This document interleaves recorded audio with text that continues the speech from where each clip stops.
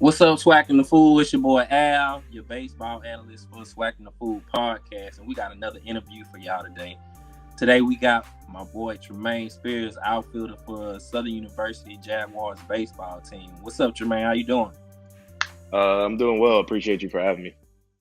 For sure. Welcome to the podcast, man. So look, just tell us about yourself, where you're from, what your major is, stuff you like to do outside of baseball, man. I'm originally from New Orleans. I moved with Katrina and moved up to Pineville. Went to Louisiana Lafayette for 4 years, graduated in sports management there, and then transferred to Southern. And I'm currently getting my master's in business over here. Okay, that's what's up. So, how did you get started in baseball? I started playing baseball when I was 7 years old, just going out for something to do, and it just started to be something that I actually like to do more than any other sport that I was playing. Yeah. So, I guess were you always better than the other kids? No, I was terrible. I was terrible when I started off. I think for the first 2 years I was very average, and then the more I practiced, the more I took it. I'll say a little bit more seriously. Hmm. With me and my dad in the backyard, getting a batting cage, hitting off the pitching machine, stuff like that. Okay. That's where I started to excel in it. Okay. What part of New Orleans are you from originally? New Orleans East. Okay. Crowder, the area. I was too young to remember all Oh, the areas like that. okay. I got you. I got you. So look, so you said you were pretty bad coming up at baseball, and you worked on it, and you got better at it. When did you realize like I can actually take this to the next level? I could be pretty good at this. I can go play college ball with this. I want to say it was like I was in sixth or seventh grade because my brother, what we would do, my brother would play golf at Ash, and Mhm. Chuck, he won state a couple times at Ash. Chuck was the first black golfer at LSU, so when we would go drop him off, they would drop me off at the batting cages, and that's when I started to work on different things. I started to watch different things as well, and from that moment on is when I knew that there were some things that I could do that were just at that age it wasn't normal for people my age to be doing. Okay. And I guess could you kind of see a difference between yourself and other people once you got to high school? Yes, as a freshman in high school is when I started playing varsity ball with 10 seniors on the team. So Okay.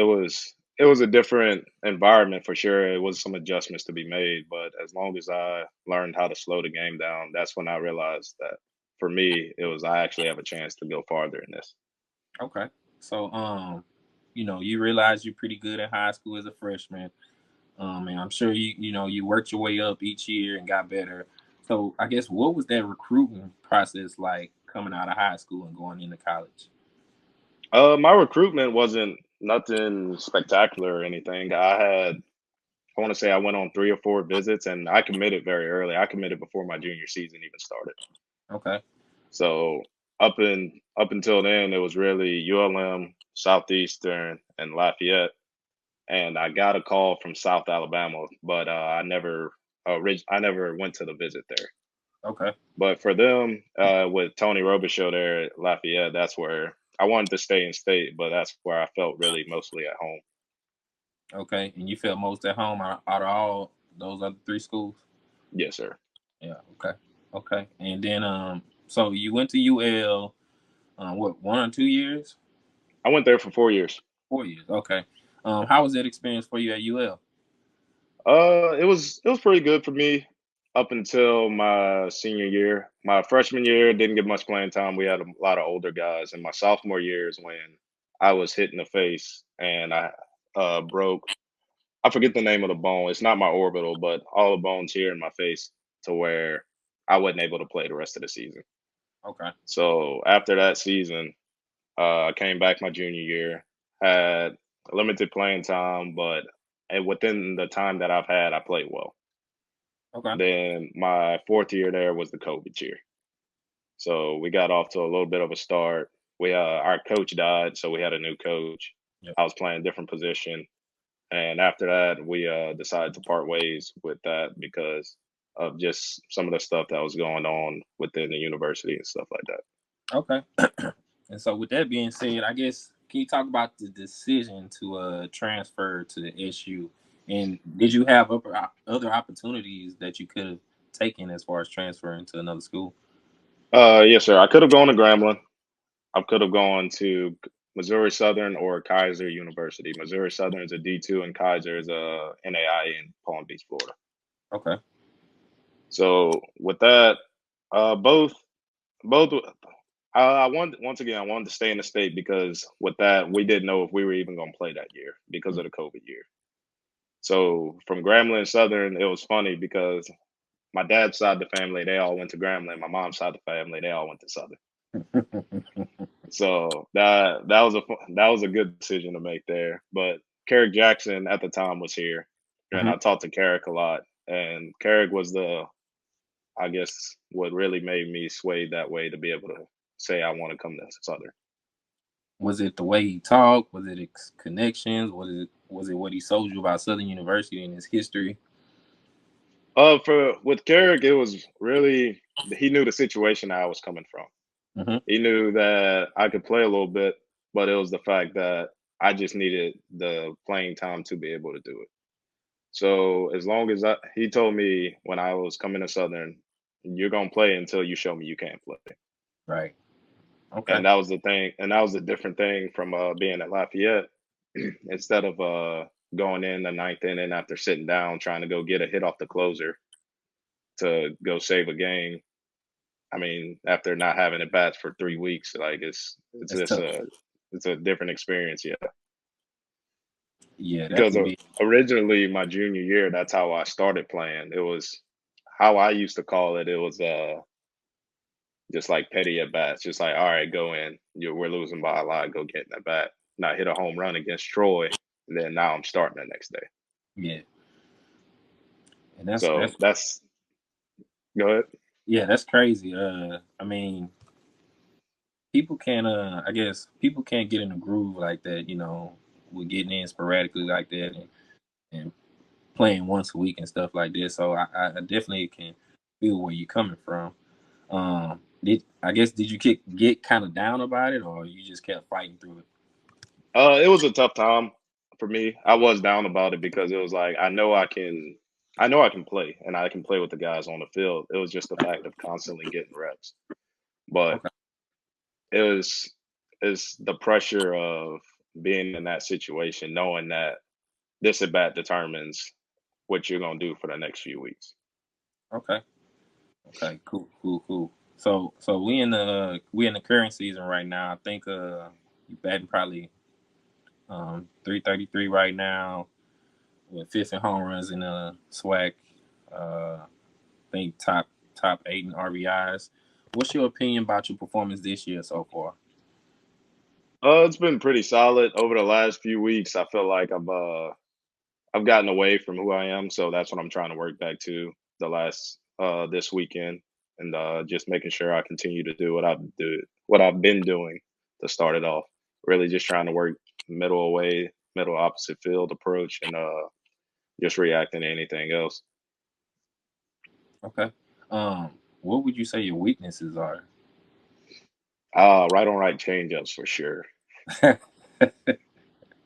don't know why that's not thrown as much as it should be, but whenever it is, that's a tough pitch to Yeah, see and to hit. yeah.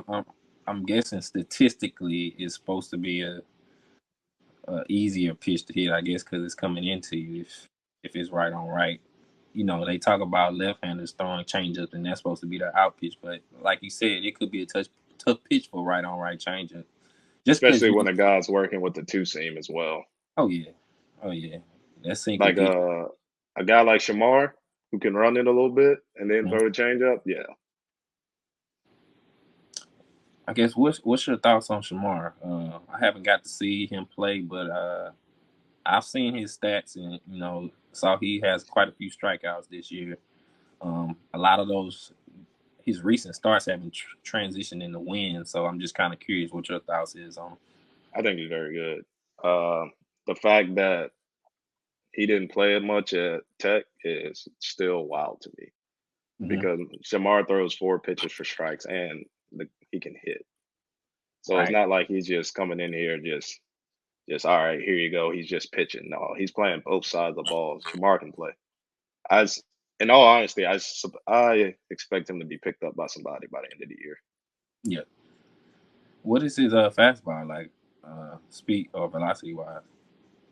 On his good days, it's probably like I would say 89, 91. But like I said, when you throw 4 pitches for strikes, it plays. It Yeah, plays up. it don't matter. You probably go up there thinking like, what could he be throwing out of these 4 pitches? And so that definitely could get a hitter off at a That and he knows how to locate as well. It's okay. not just like I'm just gonna live away with the fastball and throw the breaking ball in. No, he's throwing in and out with everything. That's definitely a good quality to have with throwing all those pitches and then playing the field, man. You don't find that too often in college baseball nowadays because coaches want somebody to stick to one area and one area only. So that's good that he's versatile and hopefully it'll work out for him in the draft coming up. So with the next question, what are your thoughts about the upcoming draft and how do you think you fit in? Or is it even on your mind right now? To be honest with you, I haven't really thought about it. I thought about it before the season, but I know who I am, and if I start to think about that, I'll start to put pressure on myself. Oh yeah. So whatever happens, happens for me. Like, of course, I love the opportunity to go play, and that's all I really am looking for is the opportunity to go play for a team because I know that I'm gonna go work and do whatever I have to do to get on the field. So So after that, I'm just gonna leave that up to them. But I'm yeah, really just enjoying my senior year and having fun with it. yeah. What was your experience like playing in the draft league last year? Oh, you got to see a lot of different stuff. You get to see 2,800 RPM fastballs, even though that's above major league average. Right. 3,100 RPM sliders. Like you got exposed to a lot of different things, and I think that's ultimately helped me better to be better this year and learning some things. Like I talked to Jed Jerko. He was the head coach of I want to say the West Virginia Black Bears, Huh? and this is when I realized that some things were different. Is when he said you have a good swing, everything, but you have to learn the strike zone better. And it goes back to coming back to the SWAC, which is somebody said it when we were playing Grambling. Why are SWAC umpires so hard versus or so hard on us versus everybody else? Like either strike zone's bigger or whatever. But I take that mentality from the SWAC and go to summer ball and play up there. Now I'm swinging the stuff outside the zone because that's what we have to do here. Hmm. So it's just that's one thing, one aspect I really took away from the summer and just learning defense a little bit better as well, learning how to read pitches, read balls off the bats, and learning how to read swings and what would come in this count based on the swing that they took prior. Okay. I guess that goes into the next question. Like, what's the difference between SWAC baseball and maybe another conference you played in? Whether it be a good thing or whether it be something that the SWAC may need to work on. I'll say umpiring for sure, but as of overall play, I wouldn't say it's much different. Mhm. Only thing I can say the difference is we're a lot more chippier than like I was at Lafayette. Yeah. Like the amount of chirp that you get from other teams is fun. Like I actually enjoy it, but to say like it's completely different, I don't think so. Because you look at teams like Bethune, who's in 3-2 games with Florida, or Hmm. ASU, like they're playing good games with teams. It's not that much of a difference when it comes to our level of baseball. It's just honestly, I think it's the exposure that we get that comes along with, unlike the schools as in SEC or the Sun Belt, for example, where their media or their platform is a lot bigger than ours. Right. I think that's something for us in the SWAC and for our institution that we need to work on, just from like everyday update and stuff like that. Because I still have Lafayette stuff on my Twitter, and there's something every day. Versus Southern is or Grambling or Jackson or something like that. It's not an everyday thing to be able to keep up with us. Yeah, I definitely agree, and I voiced my opinion too about the same thing. We definitely need more content and exposure on social media. I speak to our own school at Southern. It's a lot of older people who might not know how to operate social media, but man, it's just so much opportunity if we just post every day. Even a picture of y'all at practice could go a long way, and just being consistent. A lot of stuff we probably see right now is probably mostly Jackson State stuff, but we just need to catch up and get on the social media train and um, get us some more exposure out there. And those likes and shares go a long way. So Agreed. That's why I think it's the minority baseball page and what they're doing with the All Star game and stuff like that. I think that's why their stuff is taking off like it is, oh because yeah, it's a everyday thing, and they're posting players to show the African American culture that it's not that we just play it, like we also belong in the game as well. right. And they had a pretty decent turnout last year in that All-Star game. So I think that the minority baseball probably will explode soon. Um, so yeah. Um, Going on to the next question. What's your opinions on NIL in college sports? And have you seen NIL kind of swipe through the baseball realms or through the SWAC, or even if not in the SWAC, maybe in other conferences? It depends on, honestly, I think it depends on the school that you're at Mhm. and the exposure that you have with it. Because some of our players have it, but it's like it's not nothing overwhelming. Like it's you get a commission for this, or you get a coupon code to get that. Versus, I know some players didn't. I heard the other day, didn't one player sign with Lamborghini? Yeah, from University of Texas. Yep. Like Football. stuff, stuff like that. That's crazy. Like, versus you don't hear nothing like that. That I don't think any other HBCU is besides maybe Jackson. Yeah, right now. And But like, hopefully we can pull together and find some opportunities for our players and get those NIL deals out there ASAP because we need those Travis Hunter type players to come to the SWAC. I look at what's dude at LSU, Morgan. I look at Trey those. Morgan. Yeah, I look at those type of players, and you know we gonna need more than just history and pageantry to sell to those guys because they got $1 million donors probably pitching their schools to them. So we gonna need more to persuade those type of guys to come to the SWAC and play ball. So Agreed. Also, with that, I think it's just all across baseball that we need the third assistant. That's one thing that I think baseball lacks because we have all these players, but you only have so many coaches that can be out there. right, and I guess the other coaches are unpaid if I'm not mistaken.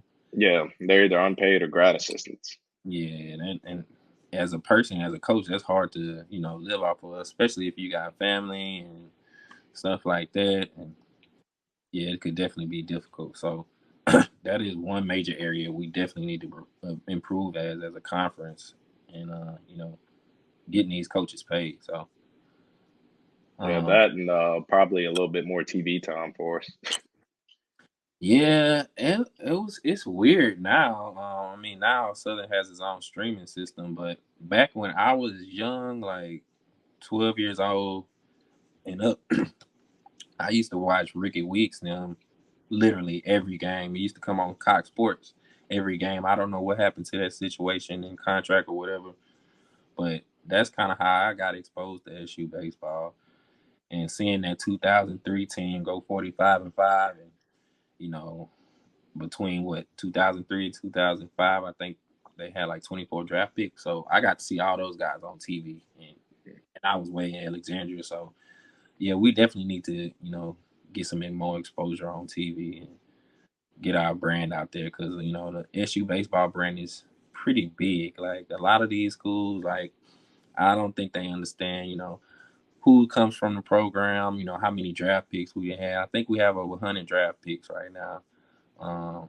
What, two or three number one overall picks, Golden Spikes winner, all that 9 yards. So it's a pretty big program, a pretty big standard you guys live up to when you guys are playing on the field. So we definitely need to do our job on our end and getting that the pageantry of the program out there via social media or TV. So I definitely agree with you on that. So Yeah. so I guess, what are your thoughts on trying to increase black participation in baseball, or is there anything right now that you possibly do to increase black participation in baseball? Oh, as of right now, what I do is I in the off season when I have time, I go work at DBAT. And I Hmm. know we have like camps up there and things like that. But those for those kids, like I really try to encourage and I let them know, of course, where I play at and when we have camps as well. Also let them know that these type of things will help you get an education and depending on what you do at the school will help you get jobs. Because I know for me in the MBA program, I can go get any type of interview or internship right now. So I think those are the things that are important. Is just also letting everybody know that what comes along with playing the sport Right. and being at the institution. And that's good. You kind of teaching those kids that, you always have dreams of what going pro or getting to college, but education is key, and you having that degree can go a long way. And I was talking to Coach Cooper, the other day, and we were talking about black participation in Major League Baseball. The only blacks we see on TV, if any, are on the baseball field, and people don't realize there are other job opportunities if you don't make it on the field. You can make it off the field, cameraman, analyst, if you're good in statistics, or if you're good in marketing, or if you're a lawyer. All these teams have these different positions that where we can black and brown people can get into these fields with Major League Baseball. So that's a good thing. You're showing the kids that, and hopefully they see what you're preaching and apply it to their life going forward. Okay, so last question here. What's your thoughts on Southern University baseball as a whole? Like on what's your thoughts on the season this year? Oh, and then I don't think we've been completely healthy since I want to say since we played Townsend, and I want to say that's like maybe the 10th game of the year. So we've been missing some key players throughout the year, but through the back end, we've really been grinding, and I can think you can see that in our play that we've been down in some games, and now we're starting to come back from it, and we're Yeah, continue to grow in that aspect. We're getting personally, I think we're getting a lot more mentally tougher with we up conditioning. I think we've no, I know for a fact that we've up weights and stuff like that, but it's like things that like mentally tax you that we're getting through that are better overall for the coaching staff. Uh, I love our coaches. You can go talk to any of them. You have TJ Perkins, who really talks to everybody, tries to keep everybody together. Coach Doolin, our hitting coach, who's really the more stricter coach out of them all, uh especially when it comes to our infielders on how we go about our business and to be professional. And then Coach Crenshaw, who's our pitching coach, but he's also a person that we go talk to for anything. Personally, with me, like I'll ask him what he sees in different things or try to learn from it. Like, why did we do this in this situation? Not really questioning him, but trying to learn to see right, what the thought process was behind everything. So for me, especially from coming from Lafayette, I think it's an environment where you're actually developed versus at those at like I said, Lafayette, for me, that's not an environment where you were developed. It's right. either you can it's either you can go in there and do it or not. Okay, and you say you guys are learning to, I guess, focus more now the second half of the season. Um, as we saw, we lost to UAPB early in the season in series, and then come back and sweep those guys this past weekend. That definitely shows some better focus on the second half. So, what is the thing you think the Jaguar baseball team needs to focus on to have that late season run like last year and get to an NCAA regional again? I think for us, we break the what we do what we're doing better now is we're breaking the game down to 3 minute games. So we try to win the first three, second three, and the third three without giving up a big inning. That's something that we've really been focusing on lately.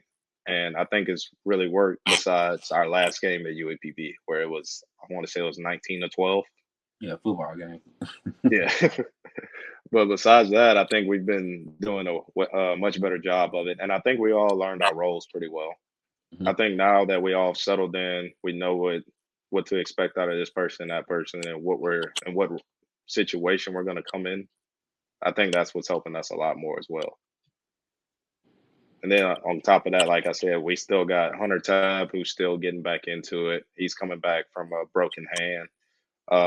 Gustavo Nava, who's had surgery on his hand, he's starting to get back into it. Nathaniel Lay, another guy who had surgery on his hand, he's starting to get back into it as well. Yeah, and I saw all of those guys play. I saw Nathaniel in Houston against TSU. Pretty big dude. Yeah, 6'7".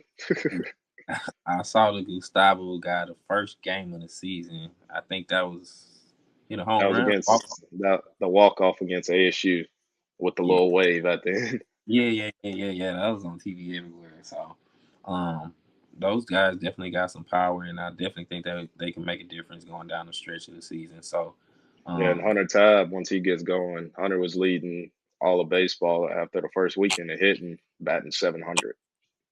that's crazy. Yeah, That sound like Ricky Weeks numbers probably. So, man, I wish you guys the best of luck. The second half of the season. I'll be watching. If I'm not there in person, I'll definitely be keeping up statistically. So, um, with that being said, anything you want to say? You want to give a shout out? Give your IG, Twitter, all that stuff. not really. For me, it's just thank y'all for giving us the opportunity and for doing this so we can, you know, get on a platform and talk about what's actually what Black baseball is. For sure, man. I appreciate you coming on. Um, One of my fellow guys from the Central Louisiana by way of New Orleans. I appreciate you coming on once again. It's been a blessing to interview you, and even more blessing to watch you play this year. So, appreciate you coming again, man. And it's your boy Al checking in or checking out from the Swac'N podcast. Make sure y'all like, subscribe, any other shout outs. No, if y'all want to know where I get my teeth done at, go to my dentist in the Houston area, Elite Dental, Dr. Chandra Baptiste.